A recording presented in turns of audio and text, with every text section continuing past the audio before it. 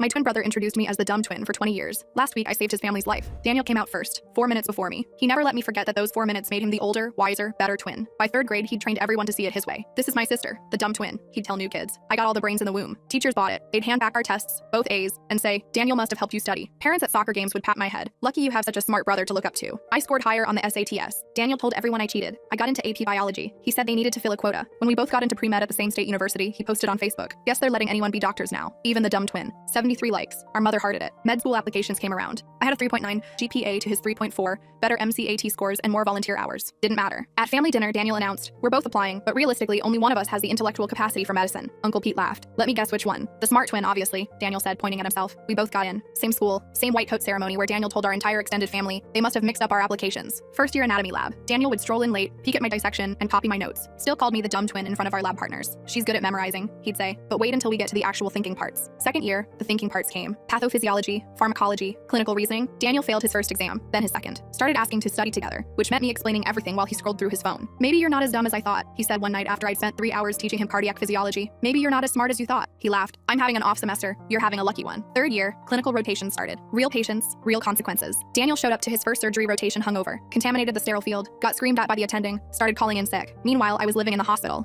16-hour days, watching surgeries until my feet went numb, practicing sutures on pigskin until my fingers cramped. The attending surgeon, Dr. Chen, started requesting me specifically. Daniel washed out in March. Official reason: repeated absences and failure to meet clinical competencies. He told everyone he'd decided medicine wasn't his passion. I graduated, matched into a surgical residency at Johns Hopkins. Daniel posted on Facebook, congrats to my sister for making it through med school. Proof that persistence matters more than intelligence. 42 likes. Our mother heard it again. 5 years of residency. 5 years of being called the dumb twin at every family gathering, while I was reconstructing chest cavities at 3 a.m. 5 years of Daniel explaining to relatives that she's not actually smart, just good at following directions. He became a pharmaceutical sales representative. Good money, he said. Less stress, better hours. Still introduced me as the dumb twin to his coworkers. Last week changed everything. His wife Emma was 32 weeks pregnant when her placenta abrupted. They rushed to my hospital because it was closest. I was on call, already scrubbed in for another surgery, when the code came through. Pregnant woman, massive hemorrhage, OR3 stat. I ran, burst through the doors to find Emma on the table, blood everywhere, monitors screaming, and there was Daniel, pressed against the glass window of the observation deck, face white, hands shaking. Our eyes met for 1 second. He mouthed, please. I saved her. Saved them both. Emergency cesarean, then 3 hours repairing a uterine rupture that would have killed her in minutes. My hands never shook. Every cut precise, every suture perfect. The kind of surgery you can only do if you're brilliant under pressure. The kind the dumb twin shouldn't be able to do. When I finally came out, still in bloody scrubs, Daniel was in the hallway. He grabbed my hands. His were still shaking. Thank you, he whispered. Then louder, thank God you were here. Thank God you're smart, I suggested. He actually flinched. Yesterday, Emma's mother called to thank me. Daniel had been telling everyone how I was a genius, a miracle worker, the smartest person he knew. That's funny, I said. He usually calls me something else. He mentioned that, she said quietly. He also mentioned he's been wrong his whole life. This morning, a package arrived at my office. Inside was a coffee mug that said, world's smartest twin, and a note in Daniel's handwriting. I was the dumb twin all along. I was just too dumb to know it. I keep the mug on my desk.